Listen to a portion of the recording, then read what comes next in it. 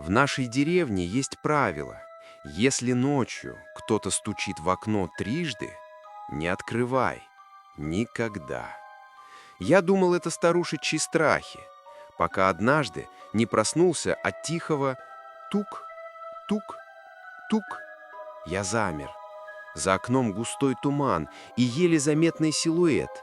Высокий, неправильный. Слишком тонкие руки, слишком длинная тень. Стучали снова, теперь быстрее, раздраженнее. И голос прошептал: «Я знаю, что ты не спишь. Открой». Я отступил назад, сердце готово вырваться. И тут стекло медленно прогнулось внутрь, будто кто-то давил на него из тумана ладонью. Когда я зажег свет, тени исчезли. Но на стекле остались следы.